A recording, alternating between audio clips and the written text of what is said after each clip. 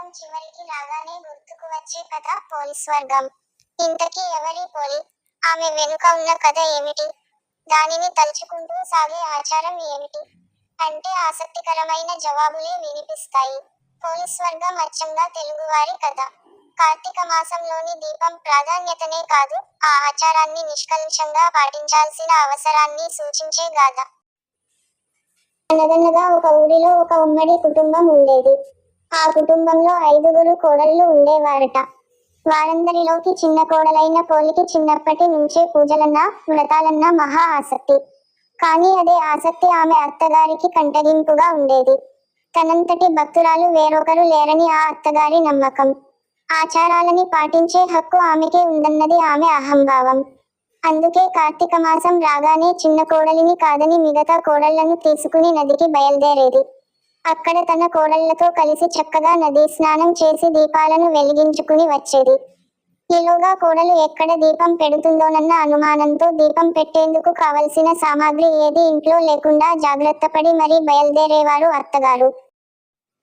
కార్తీక మాసంలో పోలి దీపం పెట్టకుండా ఉండేందుకు అత్తగారు చేసిన ప్రయత్నాలు సాగనేలేదు. పెరట్లో ఉన్న పత్తి చెట్టు నుంచి కాసింత పత్తిని తీసుకుని దానితో వత్తిని చేసేది పోలి. దానికి కవ్వానికి ఉన్న వెన్నని రాసి దీపాన్ని వెలిగించింది. ఆ దీపం కూడా ఎవరికీ కనిపించకుండా ఉండేందుకు దాని మీద బుట్టని బోర్లించింది. ఇలా కార్తీక మాసమంతా నిర్విఘ్నంగా దీపాలను వెలిగించింది పోలి. చివరికి అమావాస్య రోజు రానే వచ్చింది. కార్తీక మాసం చివరి రోజు కాబట్టి ఆ రోజు కూడా నదీ స్నానం చేసి ఘనంగా కార్తీక దీపాలను వదిలేందుకు అత్తగారు బయల్దేరింది.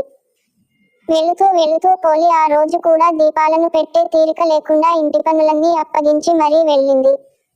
కానీ పోలి ఎప్పటిలాగే ఇంటి పనులను చకచకా ముగించేసుకుని కార్తీక దీపాన్ని వెలిగించుకుంది. ఎన్ని అవాంతరాలు వచ్చినా, ఎంత కష్టసాధ్యమైనా కూడా ధర్మాచరణ చేసిన పోలిని చూసి దేవదూతలకు ముచ్చట వేసింది. వెంటనే ఆమెను బొందితో స్వర్గానికి తీసుకువెళ్లేందుకు విమానం దిగి వచ్చింది. అప్పుడే ఇంటికి చేరుకుంటున్న అత్తగారు, ఆమె కోడళ్ళు ఆ విమానాన్ని చూసి అది తమ కోసమే వచ్చిందనుకుని మురిసిపోయారు. కానీ అందులో పోలి ఉండేసరికి హతాశులయ్యారు. ఎలాగైనా ఆమెతో పాటుగా తాము కూడా స్వర్గానికి వెళ్లాలనుకునే ఆత్రంలో పోలి కాళ్ళని పట్టుకుని వేలాడే ప్రయత్నం చేసినా ఉపయోగం లేకపోయింది. విమానంలోని దేవదూతలు పోలికి మాత్రమే స్వర్గానికి చేరుకునేంతటి నిష్కల్మషమైన మనసు ఉందని చెబుతూ వారిని కిందకి దించేశారు.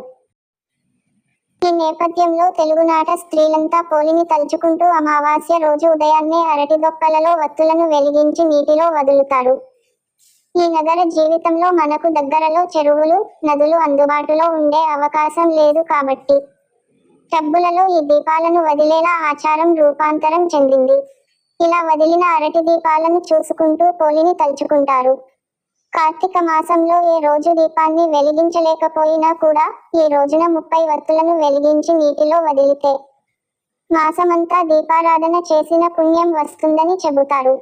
వీలైతే ఈ రోజున బ్రాహ్మణులకు దీపాన్ని కానీ, స్వయంపాకాన్ని కానీ దానం చేస్తుంటారు. తెలుగువారు ఇటు పోలిని, అటు దీపాన్ని కూడా శ్రీ మహాలక్ష్మి రూపంగా భావిస్తుంటారు. అందుకని చాలా మంది ఈ పోలి దీపాలను అమావాస్య రోజున కాకుండా మర్నాడు వచ్చే పాడ్యమి రోజున వెలిగించుకుంటారు. పైగా ఈ సంవత్సరం 2016 అమావాస్య మంగళవారం నాడు వచ్చింది కాబట్టి చాలా మంది బుధవారమే నవంబర్ 30, 2016 పోలి దీపాలను వెలిగించుకోవడానికే సుముఖంగా ఉన్నారు. ఇది పోలీస్ వర్గం వివరం. కార్తీక మాసం దీపాలను వెలిగిస్తే బొందితో స్వర్గానికి చేరుకుంటామా లేదా అన్నది తరువాత మాట. ఆచారాన్ని పాటించాలన్న మనసు ఉన్నప్పుడు మార్గం దానంతటా అదే కనిపిస్తుందని చెప్పడం ఈ కథలోని ఆంతర్యంగా తోస్తుంది. భగవంతుని కొలుచుకోవడానికి కావలసిందే శ్రద్ధే కానీ ఆడంబరం కాదని సూచిస్తుంది. అన్నింటికీ మించి అహంకారంతో సాగే పూజలు ఎందుకు కొరగానివని హెచ్చరిస్తుంది. అత్తాకోడళ్ల మధ్య సఖ్యత ఉండాలన్న నీతిని బోధిస్తోంది. అందుకే ప్రతి కార్తీక మాసంలోనూ, ప్రతి తెలుగు ఇంట్లోనూ పోలీస్ వర్గం కథ వినిపిస్తూనే ఉంటుంది. ఈ వీడియో మీకు నచ్చినట్లయితే లైక్ చేయండి, షేర్ చేయండి, సబ్స్క్రైబ్ చేయడం మాత్రం మర్చిపోకండి. Thank you friends.